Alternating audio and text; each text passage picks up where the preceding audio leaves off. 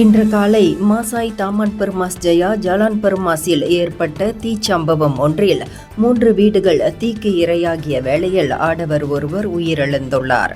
Johor ஜயா தீயணைப்பு மீட்பு நிலைய நடவடிக்கை கொமாண்டர் சீனியர் தீயணைப்பு 2வது சூப்பரிண்டென்டன்ட் சைஃபுல் பஹ்ரி மாப்போப் கூறுகையில், இச்சம்பவம் குறித்து பின்னிரவு 12:13 மணி அளவில் தகவல் கிடைக்கப்பெற்றதை தொடர்ந்து பாசிர்குடாங் தீயணைப்பு மீட்பு நிலையத்திலிருந்து 33 வீரர்களும் மவுண்ட் ஆஸ்தின் தன்னார்வ தீயணைப்பு படையும் சம்பவ இடத்திற்கு விரைந்தனர் என்று அவர் தெரிவித்தார்.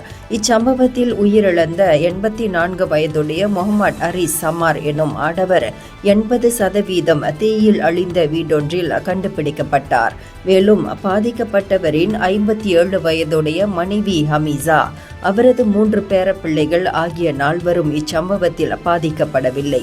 அது மட்டுமின்றி தீயில் பாதிக்கப்பட்ட 3 வீடுகளில் 2 வீடுகள் 20%, மற்றொரு வீடு 80% தீயினால் சேதமடைந்துள்ளது என்று சைஃபுல் பஹ்ரி ஓர் அறிக்கையில் கூறினார்.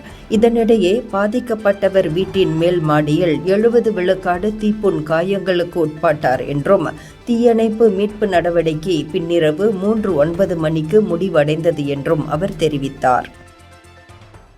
இந்தியர்களின் இதய குரல் மக்களோசை.